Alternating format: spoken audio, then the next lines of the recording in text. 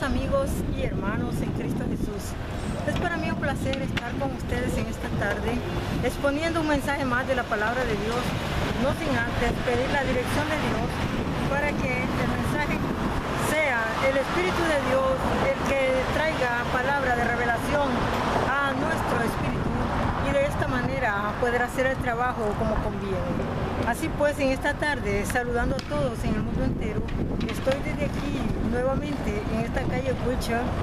Estoy en la Butcher y la Kingsley, en Los Ángeles, California, Estados Unidos, para traer un mensaje más de la palabra de Dios para el mundo entero.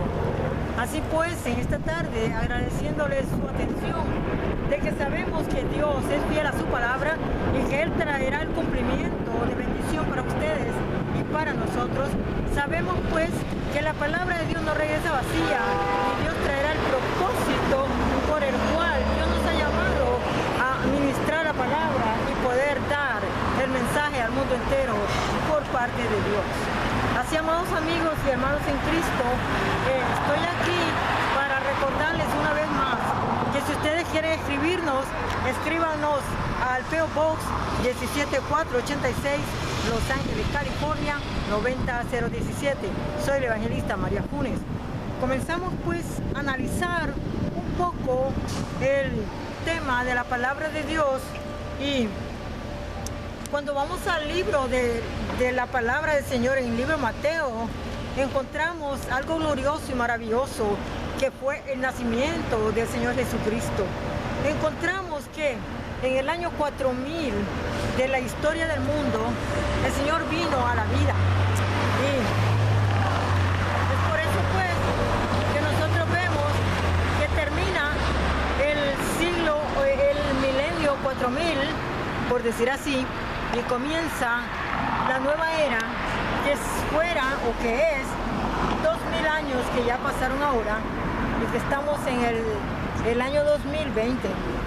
Entonces estamos hablando de que han pasado 6000 años con 20 años.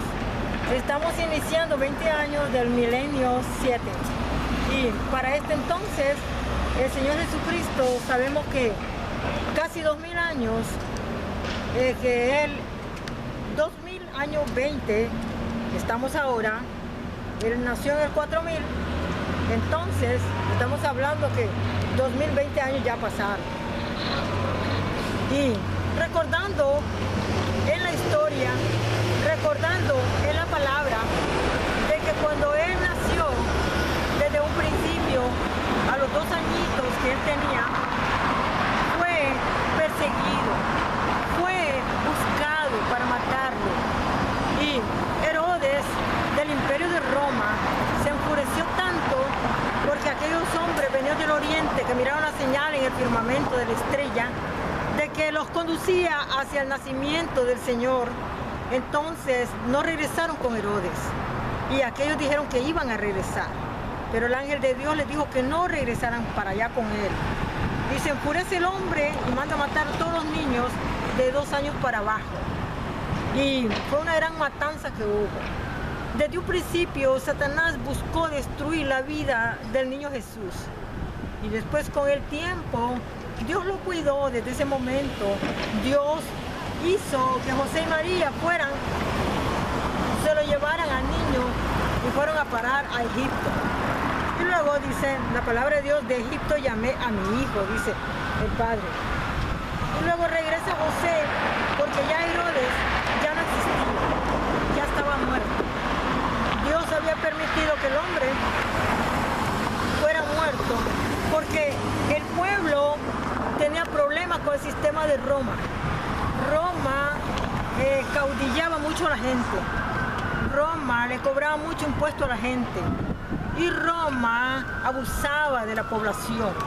Entonces el pueblo estaba siendo abusado, acorralado, y es cuando el pueblo mismo se rebela y empieza a pedir voz de Dios y no de hombre.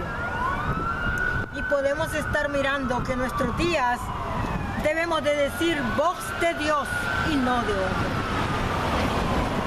Y en aquel momento dice la palabra que como Él nos dio a aceptación a lo que el pueblo decía, cayó muerto inmediatamente, comido por los gusanos.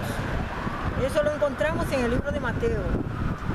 Al principio, en el nacimiento del Señor Jesucristo, pasado un tiempo, ¿verdad?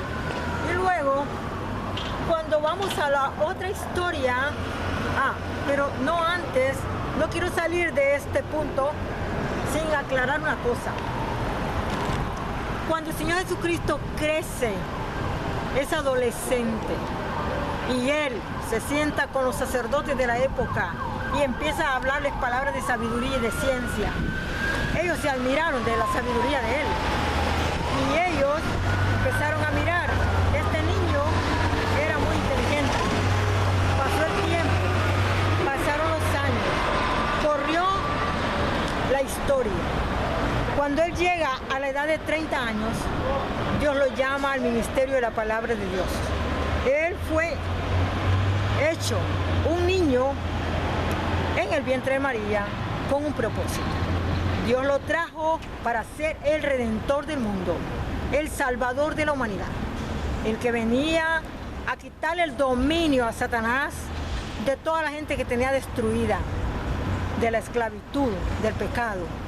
Entonces, pero pasa el tiempo, pasan los años y llega a la edad de 30 años y Dios lo llama y él se bautiza.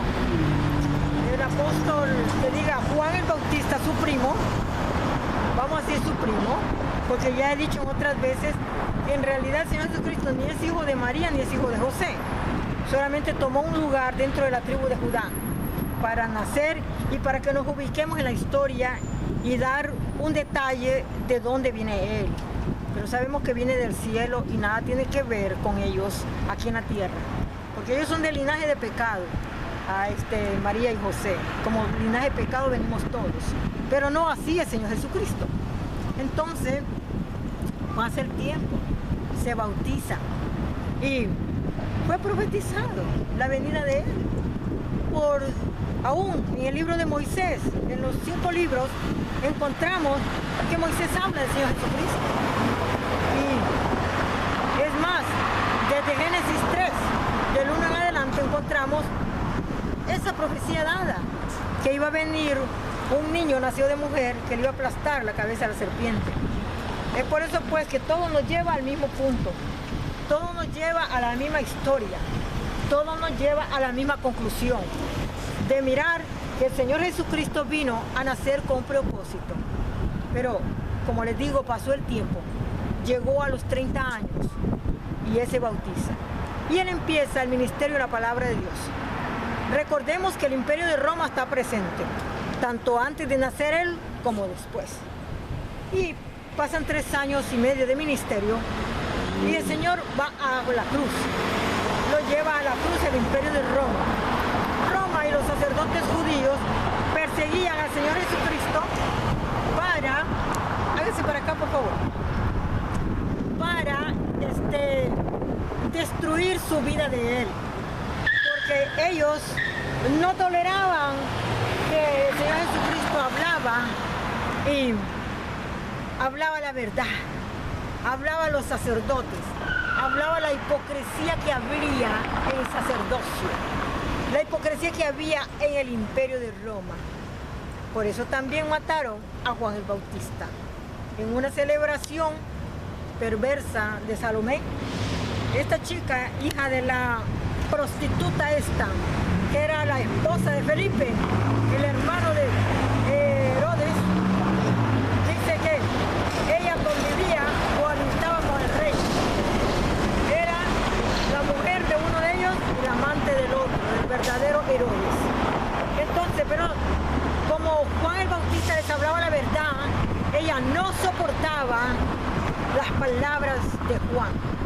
Y es por eso que cuando se aprovecha de esta fiesta y pide, y le dice a su hija, ¿qué quieres que pida, madre? Porque el rey Herodes, emborrachado, dijo, ¿qué quieres que te dé? Porque le danzó para él. Ya se puede imaginar una chica joven con toda la hermosura que tenía y en qué forma danzaría, que el sinvergüenza Herodes la codició. Y dice, hasta la mitad del reino te doy. Y entonces le va con la madre y le dice, madre, ¿qué le pido? Dice que me da hasta la mitad del reino, pero yo no quiero eso, pues ya de por sí el reino es nuestro. Entonces dice, dile que pides la cabeza de Juan el Bautista. Y van y le quitan la cabeza a Juan el Bautista, porque no soportaba la madre que el profeta le decía, arrepiéntete de tus pecados y deja de ser la concubina del rey, porque tú eres la esposa de Felipe, su hermano. Todo esto calaba en la mujer y en su hija, porque eran corruptas. Entonces, ¿qué sucede? Llevan al martirio a Juan el Bautista. Y después de eso, llevan al martirio al Señor Jesucristo. Recordemos que entre el Señor Jesucristo y Juan el Bautista hay 6 meses de diferencia, porque él nace antes, Juan el Bautista, 6 meses después nace Jesucristo. Y pasan los momentos, aún Juan el Bautista va y manda a preguntar que si el Señor Jesucristo era el que había de venir, porque él lo anunciaba, pero como que quizás en el momento crítico que estaba pasando, preso en el imperio, y que le iban a arrancar la cabeza, él manda a preguntar que si era él el Mesías que había de venir, diciendo que él mismo lo había estado anunciando según la profecía bíblica. Entonces, como podemos ver, el Señor Jesucristo viene al mundo y de esta manera él se da a conocer no solamente a su pueblo, se da a conocer al mundo entero a través de ese tiempo del imperio de Roma. Pero pasado el tiempo, cuando ya Juan el Bautista ya no existe, cuando ellos ya lo han matado, ya entonces, ya el diablo tiene seleccionado al siguiente candidato al martirio, que sería el Señor Jesucristo.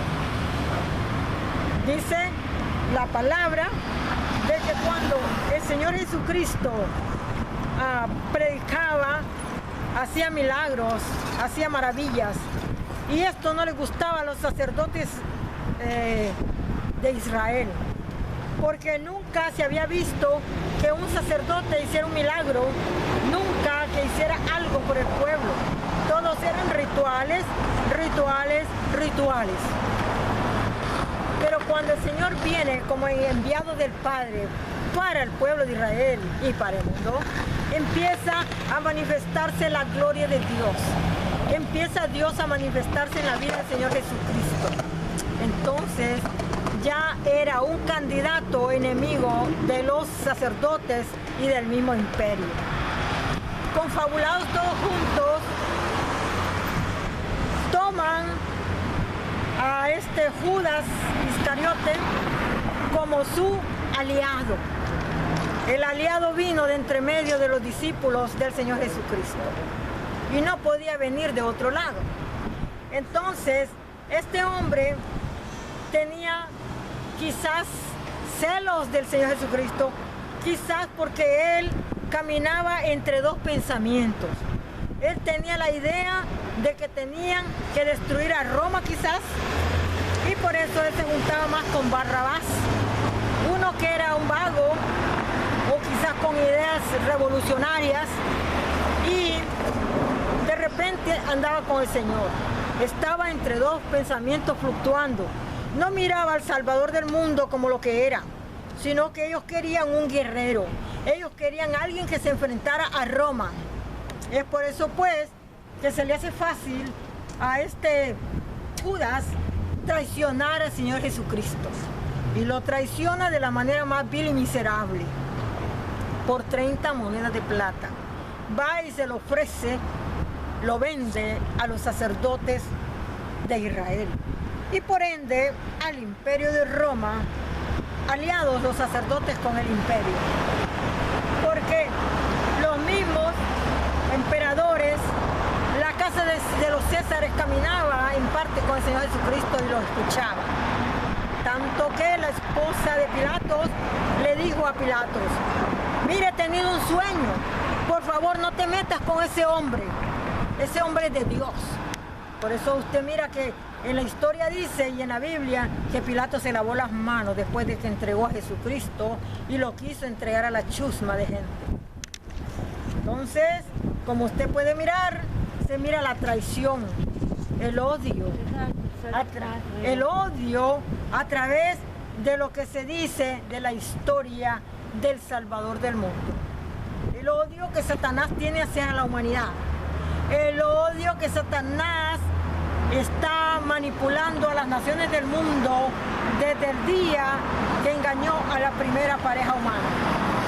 Encontramos pues hoy en día que tiene sus tentáculos bien puestos a través de hombres y aún de mujeres que en el mundo entero les sirven a Satanás y le ofrendan a Satanás sus vidas y por ende hacen hasta sacrificios. Entonces podemos ver pues el complot de Satanás a través de la humanidad, destruyéndola y teniendo adoradores que sirven para sus fines y propósitos. Y por ende, claro está, que Él no ama a sus adoradores, porque el día que estos salgan de sus cuerpos y se enfrenten a Dios, van a ir al infierno. Tendrán que arrepentirse si no quieren ir ahí. Pero no sé si después de haber hecho tantísima maldad en la tierra, vayan a tener... perdón. Entonces, el punto al cual yo quiero llegar es a este. Satanás manipula a la humanidad. Satanás no le importa a la gente. Él no ama a la gente. Y usa a los hombres aún pensantes de la historia. A veces uno puede pensar que los hombres universitarios son los mejores. Y a veces podemos pensar que los que no tienen letras son los peores. Pero los hombres pensantes salen de las universidades con ideas retrógradas, en vez de salir con mejores mentes. Pero no, todo es acerca de un complot, todo es acerca de una manipulación, todo es acerca que son dos grupos que se enfrentan en el mundo. Y son dos poderes en el mundo enfrentados. El poder de Satanás y el poder de Dios. El poder de la política y el poder de la religión. En la política encontramos los bandos afines, unos que dicen que a la derecha, otros que dicen que a la izquierda. Pero en los dos grupos encontramos la misma gente que Satanás la manipula. Podemos encontrar otros que quizás no estén afines con esas cosas, pero sí podemos encontrar de los mismos. Sea en el país que sea la historia es la misma. Vamos a entender la religión y la entendemos de la misma manera. Religiones hay como arroz en el mundo, pero la palabra de Dios dice que solamente hay un camino y es Jesucristo. San Juan 14:6 dice, yo soy el camino, dice el Señor Jesucristo, y soy la vida. Y nadie viene al Padre si no es por mí. Así que todas las religiones no tienen nada que ofrecer al mundo. Porque en las religiones de ellos, sus líderes están muertos. Sus líderes están perdidos. Sus líderes se fueron al infierno. Pero el Señor Jesucristo, el autor y consumador de la fe, en los creyentes en Cristo, Él vive por los siglos.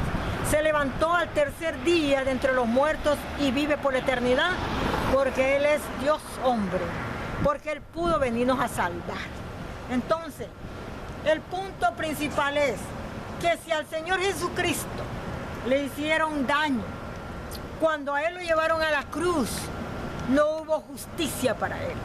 El complot de los sacerdotes, el complot del imperio de Roma, todo el mundo estaba en contra de Él. No se le hizo justicia. A Él lo llevaron a la cruz, lo azotaron, lo humillaron y no hubo quien dijo, yo voy a representarlo a Él como un abogado. Nadie sacó cara para Él. Nadie dijo, le están violando sus derechos a esta persona. Nadie dijo, ¿qué está pasando aquí? Nadie dijo, hey, tiene que haber un juicio. No, ellos lo atormentaron.